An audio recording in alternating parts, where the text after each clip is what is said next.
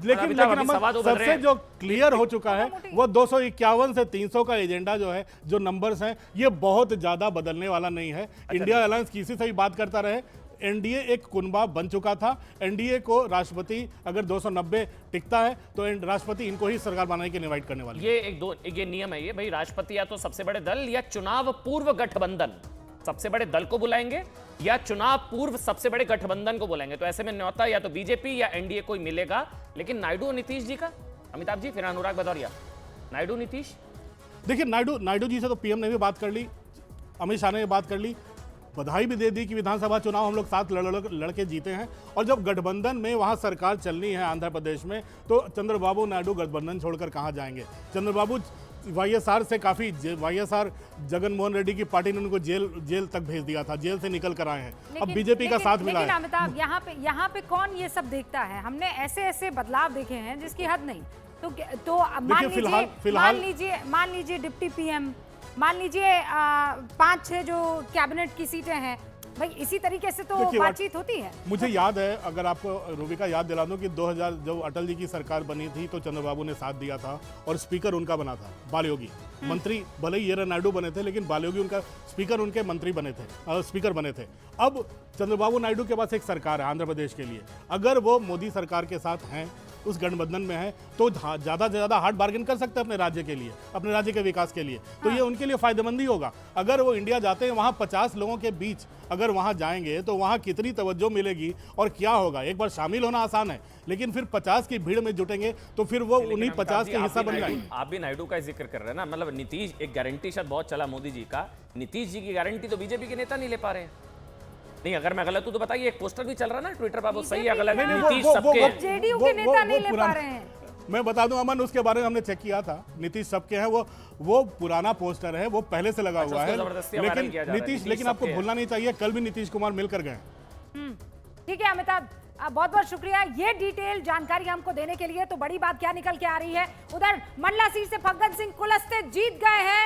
नागौर से भी खबर आ रही है, लेकिन इस वक्त की बड़ी खबर यह है कि डिब्रूगढ़ से बीजेपी के सर्बानंद सोनोवाल जीत चुके हैं। मंडला सीट से फग्गन सिंह कुलस्ते जीत चुके हैं। ये 2 सीटों पर जीत तय होगी। हनुमान बेनीवाल भी जीत चुके हैं आरएलपी के। राजस्थान से डिब्रूगढ़ से सर्बानंद सोनोवाल, मंडला सीट से फग्गन सिंह कुलस्ते और आरएलपी के हनुमान बेनीवाल जीत चुके हैं। हमारे साथ सुशी बहन जुड़ चुकी हैं और साथ में अनुराग भदौरिया भी। अनुराग, सबसे पहले तो आज के सुपरस्टार की बधाइयां ले लीजिए। आज की तारीख में अगर कोई सुपरस्टार है अब तक के रुझानों के मुताबिक अगर देखें तो वो है अखिलेश यादव, जिन्होंने कड़ी टक्कर दी। और आज इंडिया गठबंधन की टैली अगर नजर आ रही है तो उसमें सबसे बड़ा शेयर अखिलेश यादव। चलिए, जो आप अभी उत्तर प्रदेश की बात कर रहे थे, उत्तर प्रदेश ने हमेशा से ही अन्याय को नकारा है। पहले बधाई तो ले लीजिए। सिग्नल हो गया, सिग्नल उड़ गया।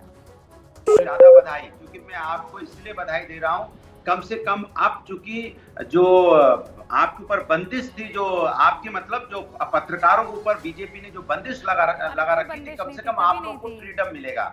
आपको नहीं, आपका मतलब होता है कि आरोप लगाने से फ्रीडम मिल जाएगी। कई पत्रकार जेल में गए, नहीं कई पत्रकारों को जेल भेजा गया, इसलिए मैं कह रहा हूँ पत्रकारों को जो बंदिश थी, कम से कम फ्रीडम। नहीं सुनिए, इमरजेंसी छोड़िए, आपको तो यहाँ तो अघोषित इमरजेंसी थी, कोई अघोषित है। सबसे ज्यादा अपनी सीटों पर बात करिए, फिर मैं पूछ लूंगा जो कफन की तैयारी कर रहे थे उसका क्या हुआ। कल अखिलेश यादव कह रहे थे ना, सर पर कफन बांध लो, करो या मरो।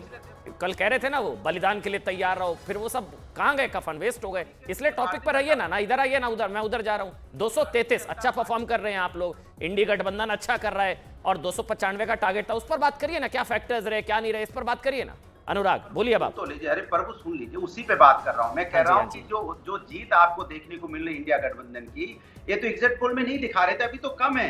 ये टैली जो आप 292 दिखा रहे हो, ये 260-62 पे आ जाएगी और इंडिया गठबंधन 270-72 पे आपको दिखाई पड़ेगा अभी थोड़ी देर में। अनुराग जी, एक सेकंड रोक रही हूँ। आप ही के एक और नेता से बड़ी खबर आ रही है, शरद पवार जो है प्रेस कॉन्फ्रेंस करके कुछ बड़ा ऐलान कर सकते हैं, ये जानकारी हमें मिल रही है। ये प्रेस कॉन्फ्रेंस जब होगी तो वो किसी बड़े ऐलान की तरफ इशारा कर सकते हैं, क्योंकि वो बहुत सारे नेताओं के संपर्क में है। अभी अमन बता रहे थे कि उनको कुछ जिम्मेदारी दी गई है कि आप कुछ पार्टियों के अध्यक्षों से संपर्क साधिए और उनसे इंडिया गठबंधन में आकर सरकार बनाने के लिए इनविटेशन दीजिए।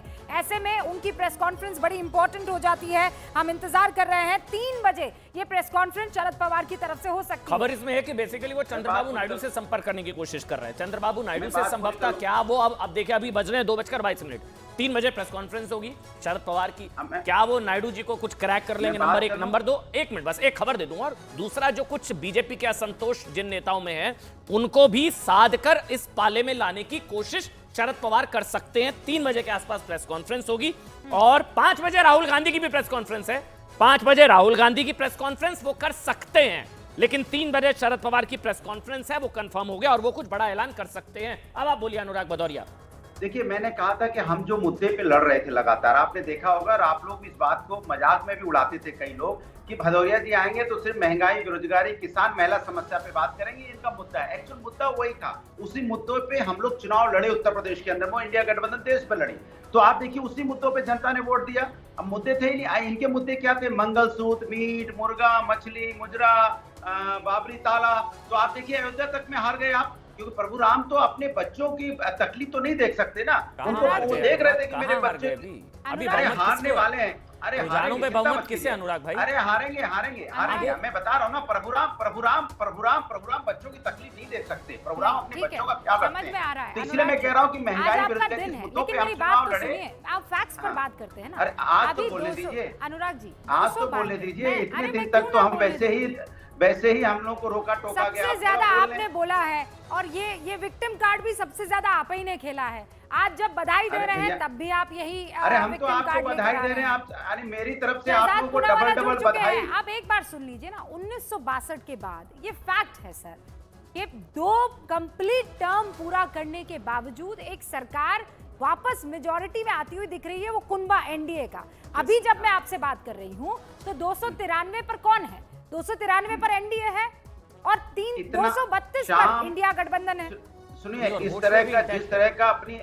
जिस तरह का दुरुपयोग देखा गया है लास्ट 10 सालों में, शाम दंड भेद सब आपने अपनाया, उसके बाद आप हारने की कगार पे हो। बहुमत पे भारतीय जनता पार्टी पूरी नहीं है। ये तो 400 पार कर रहे थे और लंबा लंबा नारा दे रहे थे। अब आप 400 पार से रोकने के लिए लड़ रहे थे या सरकार बनाने के लिए? अनुराग भाई, जो रूबिका ने बताया अनुराग, 1962 के बाद पहली बार ऐसा होगा। मेरी बात सुन लीजिए। अब हाथ जोड़ के घूम रहे हैं भैया, आप भी आ अरे जाओ, बोलिए हम बाबा, आपको बोलिए। बड़ा पद देंगे। अरे मेरी बात, आप भी आ जाओ भैया, हम बड़ा पद देंगे। उनके भी हाथ जोड़े नहीं हो रहे। आप भी आ जाओ भैया। इसके पहले तो इंडिया गठबंधन का नाम ही नहीं लेते थे।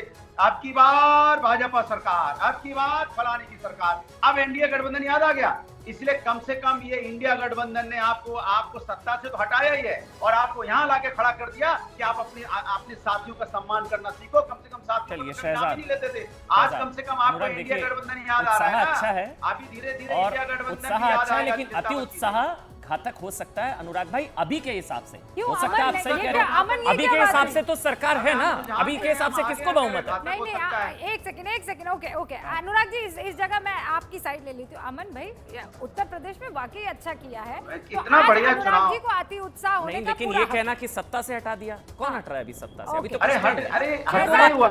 शहजाद पूनावाला 12:30 बजे आपने कहा था कि रूबिका लियाकत पूछ लीजिएगा सवाल और दे दूंगा मैं आपको जवाब। अब बज रहे हैं 2:30 बज रहे हैं। 293 सीटों पर इस वक्त एनडीए। धन्यवाद शुभकामनाओं के लिए कि एनडीए की सरकार बनती नजर आ रही है। हालांकि केवल 35 करोड़ वोटों की गिनती हुई है। अभी अमिताभ सिन्हा ने बताया कि 64 करोड़ में से 35 करोड़ जब गिने गए हैं तभी एनडीए की सरकार स्पष्ट बहुमत से बन गई। भारतीय जनता पार्टी को पूरे इंडिया अलायंस से ज्यादा सीटें मिली। ओडिशा में सरकार बनती जा रही है। ओडिशा में डोमिनेट, केरला में डोमिनेट, तमिलनाडु में डोमिनेट। उसके बाद हमें कहा जा रहा है कि भाई मान लीजिए कि इश्यूज आपके नहीं काम किए। भाई अति उत्साह में क्या बोल जाते हैं अनुराग भदौरिया जी। एक बात स्पष्ट तरीके से देख लीजिए, अभी तो 35 करोड़ वोटों की गिनती हुई है और आप लोग बीजेपी के पीछे हैं, पूरी इंडिया अलायंस। राजस्थान में अब रूबिका जी इस प्रकार से व्यवधान होगा क्या? रूबिका जी व्यवधान होगा कि आज तो कम से कम हम अपनी बात